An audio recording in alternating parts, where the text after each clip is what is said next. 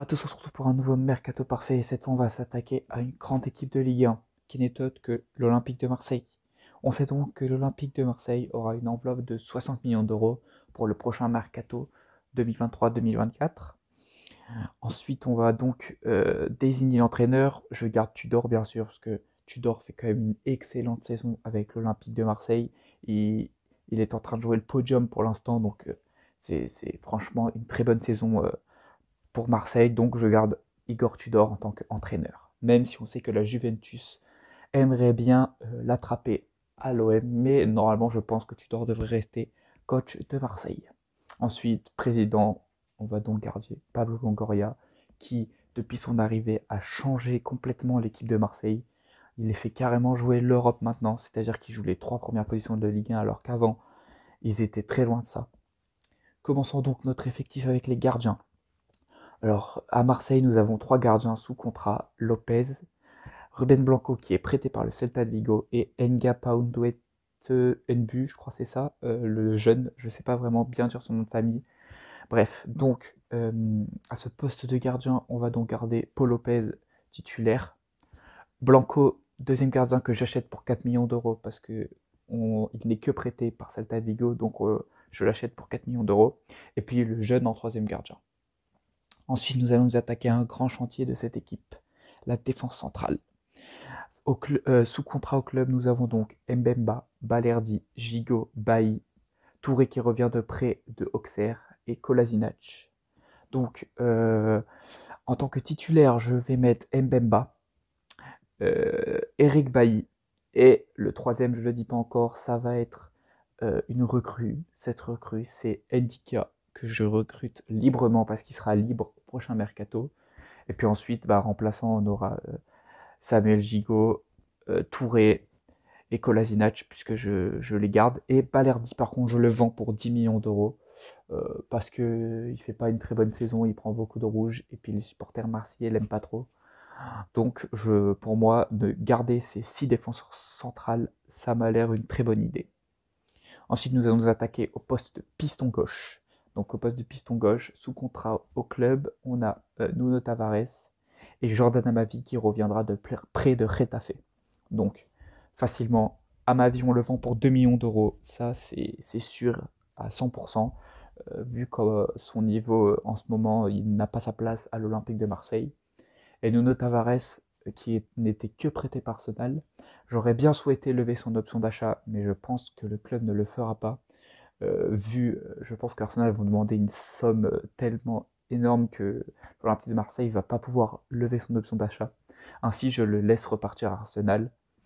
Pour le remplacer, je prends donc en tant que titulaire Ait Nouri, que j'achète pour 15 millions d'euros à peu près à Wolverhampton. Je trouve que c'est un bon défenseur gauche et qui saura bien s'adapter d'ailleurs à ce poste justement de piston, c'est-à-dire monter en attaque. Pour moi, Ait Nouri, c'est vraiment une recrue, une très bonne recrue à ce poste, sachant qu'en plus qu'il a été appelé, je crois, avec l'Algérie, il me semble, ou le Maroc, je ne sais plus, une des deux équipes, il n'y a pas très longtemps. Donc pour moi, c'est une très bonne idée. En plus, il connaît bien la Ligue 1, vu qu'il a joué à Angers il y a quelques temps. Et puis, il nous faut bien un remplaçant à ce poste de défenseur gauche ou de piston gauche, comme vous voulez.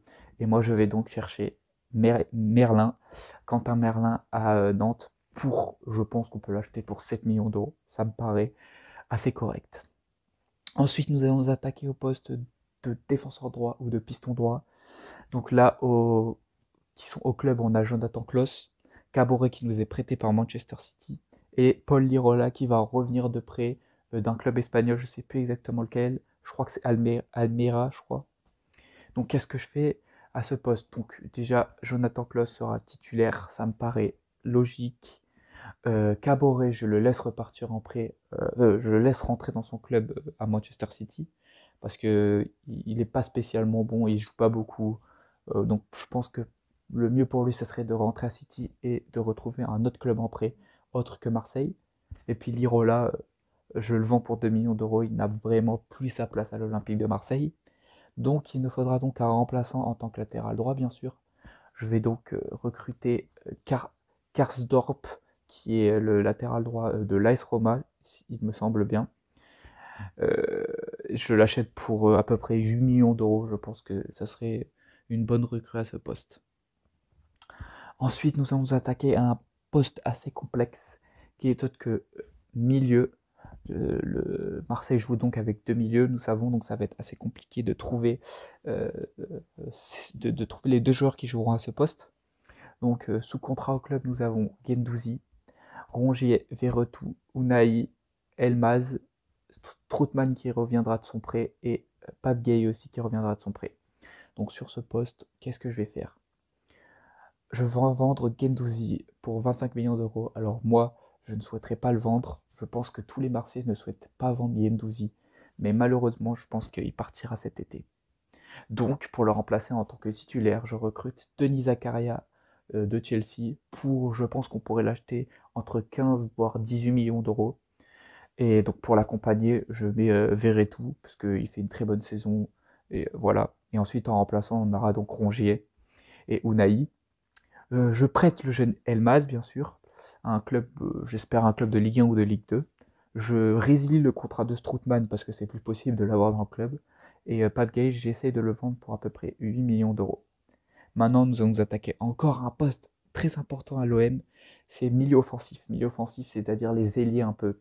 Parce que dans leur composition, il y a l'attaquant, BU, et les deux joueurs derrière, moi j'appelle ça des milieux offensifs. À ce poste-là, nous avons donc Malinowski, Under, Sanchez, pardon, Payet, Harit, Luis Enrique qui revient de près, De La Fuente qui revient de près, et Ben Seguir qui revient de près, et le jeune Muguet aussi, qui avait marqué un match, qui avait marqué lors d'un match de Coupe de France face à Annecy, que moi je le fais rentrer dans la rotation. Donc qu'est-ce qu'on va faire de tout ce beau monde? Luis Enrique, déjà je le vends pour 5 millions d'euros. De La Fuente, j'essaye de le vendre pour 2 millions d'euros, et Ben Seguir qui revient de près de Valenciennes, je le reprête dans la foulée à un autre club. Donc en tant que titulaire, je mettrai Malinowski d'un côté, et je sais que Alexis Sanchez peut jouer buteur, mais je vais mettre Alexis Sanchez de l'autre côté. Pourquoi? Vous allez voir pourquoi je mets Alexis Sanchez d'un autre côté. Donc ce que je vais faire, c'est en mettant Malinowski titulaire, c'est-à-dire que je vais donc lever l'option de 10 millions d'euros parce que Malinowski est que prêté. Je renouvelle le contrat d'Alexis Sanchez du coup, puisque je le mets à gauche. Et l'option d'achat de Aminarit va être levée automatiquement, de toute façon, qui est de 5 millions d'euros. Et donc, remplaçant, on aura donc Under, Payet, Harit et le jeune Muguet. Maintenant, le poste de BU, un poste très important à Marseille. Ben là, on a trois joueurs sous contrat. Vitinha, Milik qui reviendra de près de la Juventus et Suarez. Donc Milik, on sait déjà que la Juventus va lever l'option d'achat de 7 millions d'euros. Il va donc partir pour 7 millions d'euros à la Juventus. Et puis Luis Suarez, j'essaie de le vendre pour 7 millions d'euros à un club espagnol. Et puis du coup, bah, j'ai Vitinha qui va être titulaire. Et donc je n'ai pas recruté de buteur, puisque pour moi Sanchez pourrait être justement ce remplaçant de Vitinha quand il ne va pas jouer. Par exemple, je sais pas, quand Vitinha doit sortir, tu fais rentrer Payet et tu fais jouer Sanchez buteur. Bon, en gros, vous venez un peu de comprendre. Du coup, pour moi, ce serait la meilleure façon de faire. Comme ça, on ne recrute pas un buteur. Et ça va pas être non plus trop compliqué. Donc voilà mon mercato de l'OM. C'est un mercato où je ne recrute pas beaucoup de joueurs, mais je trouve que l'effectif de base est vraiment bien rodé. Donc je ne vois pas recruter beaucoup de joueurs. C'est pour ça que je recrute que quelques joueurs. Sinon, comment je vais jouer avec cette compo? Bah, comme Tudor joue depuis toute la saison, les latéraux très offensifs, avec un Klose qui va être à fond sur son côté. Et sur le côté gauche, avec Aït-Nouri aussi qui montera, mais un peu moins parce qu'on sait que Klose monte beaucoup plus que Nuno Tavares. Et bien là, justement, je vais demander à Aït-Nouri de moins monter. Et avec, j'espère, un Vitinha comme les derniers matchs de l'OM qui ne rate pas une frappe devant les cages. Ça rentre, ça rentre, ça rentre, c'est ce qu'on veut. Un Malinowski toujours aussi bon et qui quand même augmentera de niveau. Sanchez toujours aussi bon, j'espère.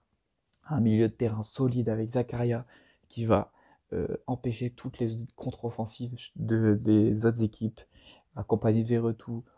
Ça me paraît très bon et c'est très bien parce que c'est deux milieux très défensifs et c'est ce qu'il faut pour pallier justement aux montées des latéraux. Et puis nos trois défenseurs centraux, Ndika, Mbemba et Bailly, je sais qu'ils feront les bonnes choses en défenseur, comme ils l'ont fait toute la saison. Et Paul Lopez, bon bah, on a vu sa saison qui est très bonne, donc je ne m'en fais pas pour ça. Voilà les gars, c'était ma vidéo sur le mercato parfait de l'OM. Je, j'ai essayé de faire de mon mieux, même si c'est pas non plus mon club fétiche, donc je ne le suis pas à 100%. Mais j'ai fait de mon mieux. J'espère que la vidéo vous aura plu. C'était Actu Sport France.